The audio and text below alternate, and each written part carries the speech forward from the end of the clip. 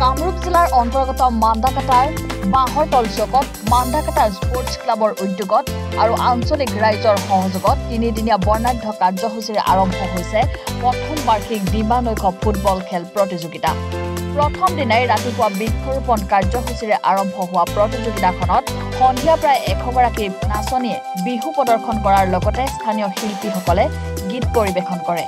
শুকুৰবাৰে সন্ধিয়া প্ৰথমখন খেলৰ শুভ উদ্বোধন কৰে বিশিষ্ট ব্যৱসায়ী তথা চলচ্চিত্ৰ পৰিচালক মতলেবুদ্দিন আহমেদে। তিনিদিনীয়া উক্ত ফুটবল খেল প্ৰতিযোগিতাত বিজয়ী দলে প্ৰথম পুৰস্কাৰ হিচাপে লাভ কৰিব 1 লাখ টকাৰ লগতে ট্ৰফি। ইফালে দ্বিতীয় পুৰস্কাৰ 60,000 টকাৰ লগতে ট্ৰফি লাভ কৰিব।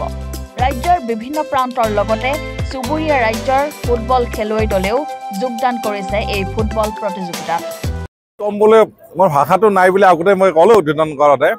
প্ৰথম কথা হৈছে কি প্ৰথম বৰ্ষৰ বাবে এখেতসকলে আহ্বান জনাইছে মান্দাকাটা স্পৰ্টছ ক্লাবৰ মানে যিসকল আমাৰ সদস্য আৰু ৰাইজৰ সহযোগত সুন্দৰ এটা পৰিৱেশ তেখেতসকলে গঢ় দিছে, যিটো আমাৰ মাজত পাৰ্মানেণ্ট ইয়াত ফিল্ডৰ অভাৱ।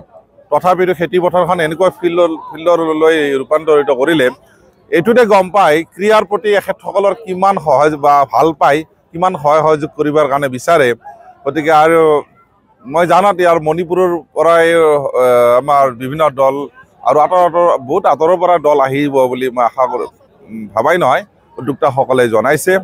আৰু ইয়াৰ পৰিৱেশটো মই যিটো কৈছোঁ এখন সুন্দৰ ফিল্ডত পৰিণত কৰি ইমান দৰ্শক আহিছে ইয়াত, আৰু আতচবাজীৰে আৰম্ভ কৰি ইয়াৰ চাউণ্ড ছিষ্টেম বা মঞ্চ আদি কৰি বা মানুহক ইয়াত খেল উপভোগ কৰাৰ কাৰণে যিখিনি তেখেতসকলে সুবিধা কৰি দিছে সেয়েহে মই এই অঞ্চলৰ ৰাইজক মই ধন্যবাদ জ্ঞাপন কৰিছোঁ। আৰু মই খেল এখন উদ্বোধন কৰিলোঁ। মই আশা কৰোঁ অনাগত দিনত এইখন ফিল্ডৰ পৰা আৰু যাতে ভাল খেল প্ৰদৰ্শন কৰাৰ কাৰণে অসমৰ বিভিন্ন অঞ্চলৰ পৰা ৰাইজে ইয়াত বা খেলুৱৈসকলে যোগাযোগ কৰে। আঞ্চলিক ৰাইজৰ সহযোগত আৰু মান্দাকাটা স্পৰ্টছ ক্লাবৰ উদ্যোগত যি দিবানৈশ ফুটবল খেল প্ৰতিযোগিতা অনুষ্ঠিত হৈছে, আজি আমাৰ প্ৰথমখন খেল। আৰু আমি উদ্বোধক হিচাপে আমাৰ অঞ্চলৰ বিশিষ্ট ব্যক্তি সমাজকৰ্মী তথা ব্যৱসায়ী সন্মানীয় মতলেবুদ্দিন আহমেদ ডাঙৰীয়াক আমি আমন্ত্ৰণ জনাইছিলোঁ। তেখেতে আমন্ত্ৰণ আমাৰ ৰক্ষা কৰি আমাৰ মাজত উপস্থিত হৈছে।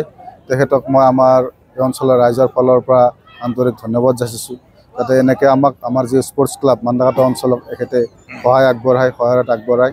আৰু আমাৰ ইয়াৰ জৰিয়তে গোটেই অসম তথা ভাৰতবৰ্ষতে আমাৰ মান্দাকাটা যি ফুটবলৰ যি ঐতিহ্য আছিলে সেই পুনৰ যাতে জিলিকি উঠে তাৰ বাবে মই আশা ৰাখি আৰু আমাৰ যিটো অনুষ্ঠান যিখন ফুটবল খেলা আমি সকলো ৰাইজকে অনুৰোধ জনাইছোঁ, সকলো দৰ্শকে অনুৰোধ জনাইছোঁ যাতে সুশৃংখলাবদ্ধভাৱে উপভোগ কৰে।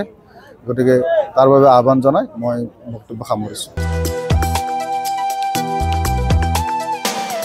বাইহাটা চাৰিআলিৰ পৰা বিজুমা ৰিপৰ্ট, এনি ভাৰত 24।